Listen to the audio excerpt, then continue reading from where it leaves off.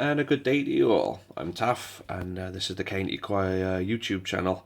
And I used to do blogs, as most of you will probably know. I've given reasons in the past for why I don't do them anymore. The reasons are quite simple, just in case anybody hasn't seen why I don't do them anymore. They're, for me, too much effort, time, on the match day, after the match day, where the views just not there. Whereas if I was to put a couple of clips that I've recorded, which would have been for the blog, if I put those clips up, they tend to get, each individual clip will get about 2 to 3 times more views than the actual blog itself would have got. So it's a bit of a no-brainer. For those of you who don't know, our YouTube channel makes the County Choir money through the adverts and the monetization of the videos. So by putting 3 videos up that get 300 to 400 views each, as opposed to one blog that gets just 1 to 200 views, you understand where I'm coming from on that. But it's been said to me that maybe it might be an idea to just start, putting out my opinions from within my bedroom, like I would have done at the end of each blog anyway. So I'm going to see how it goes, and if it's a good enough reaction, these don't take long to do, and I just upload the video as it's recorded.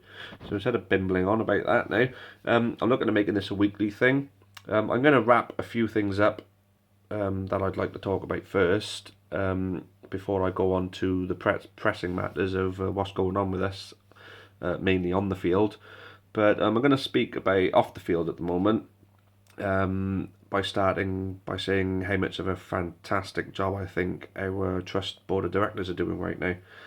I think it was great initiative. I think it was Tony Pring who sent the email to Les Scadding initially. Great initiative in saying, ever interested in selling your shares, give us a shout. Well, that's what got the ball rolling on the fans takeover. So, fair play on having the initiative to just drop that, or just leave that with you. If you feel like, he gave him to us in the end, so that was great initiative, I think. I think having the stones to sack Terry Butcher, obviously the previous board got stars in their eyes when Terry Butcher applied for the job of their club, our club. Trust board, obviously fans like us didn't like what they were seeing. At first it looked good, then it looked crap, then it looked absolutely dire against Crawley. That was unacceptable considering what occasion it was that night as well. The eve of the deadline for the takeover, effort, and I think showing that initiative has effectively kept us up this season. I think we're staying up. There's no way around that. I think we look such a good team now compared to what we were at the beginning of the season. I think a lot of credit has to go to John Sheridan. The more I think about it, the more you can't really deny him his move to his former club. But personally, I don't think I'd be running up to get tapped up by a club that sacked me before. But, each to their own. But then they could have made the wrong choice in bringing in somebody else to be the new manager. But no, they allowed Warren Feeney to take all the things. And in my opinion, we're a step above, 2 steps above what we were under Sheridan. So we've gone from clear relegation to we could finish mid-table. We're only a few points away from the likes of Barnet and Morecambe and all that, all up towards the mid-table spots. So I think we should be looking up rather than worrying about falling down. Well, we got a good enough team at the moment, and I'm glad that Michael Flynn has stayed on. I think the guy's a credit to the club.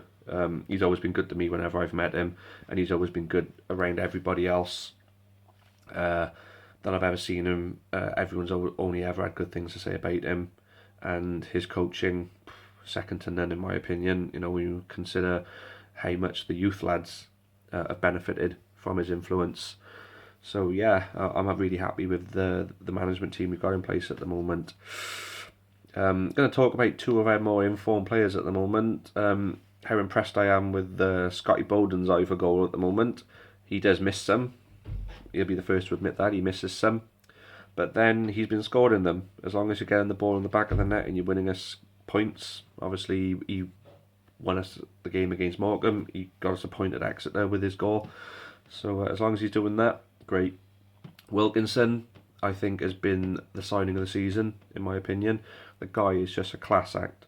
I mean, he's not getting the goals, but when you got someone like that who's setting the goals up, he's second to none at the moment in this division, Wilkinson, for what he does.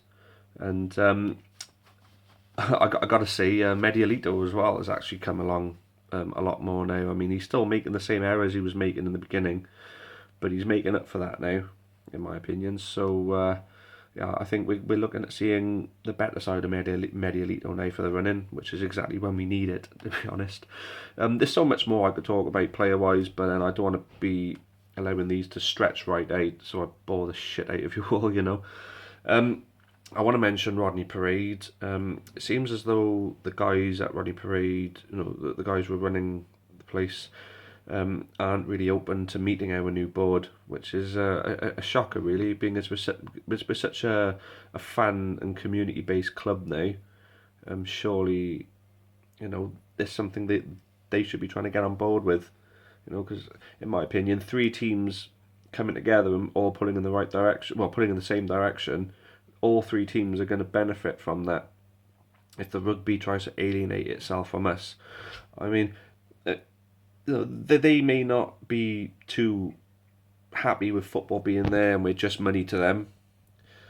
But any success that we've had at Rodney Parade, is bound to have been affected. It's bound to have been felt by them as well. When we're doing well, we get more people through the gate. We're getting more money in their beer tills. For the life of me, I can't understand why they wouldn't work towards a better relationship. But whatever's going on behind the scenes, I hope it's all going to start happening better next season. I'm hoping that the relationship is going to be better, and there's going to be more opportunities for us to make more money for ourselves.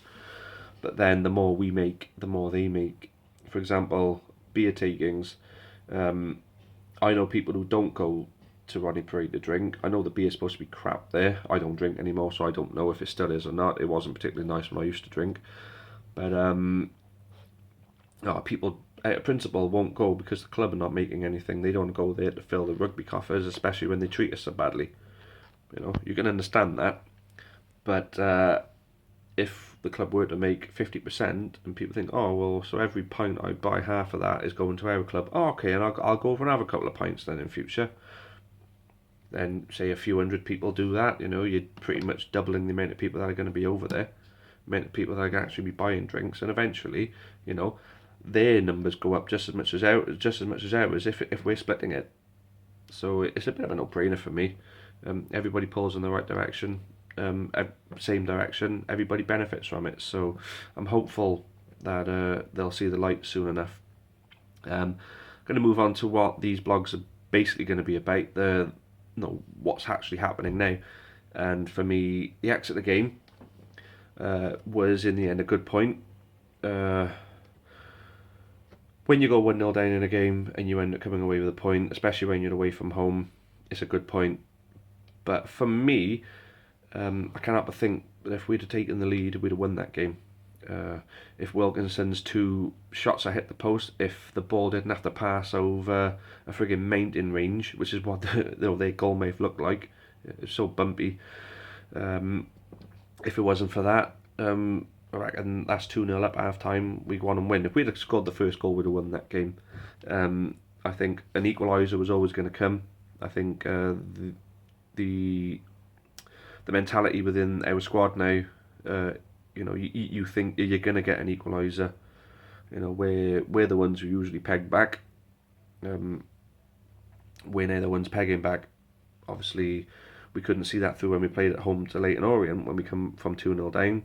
But when we played against Northampton, we drew 2-2.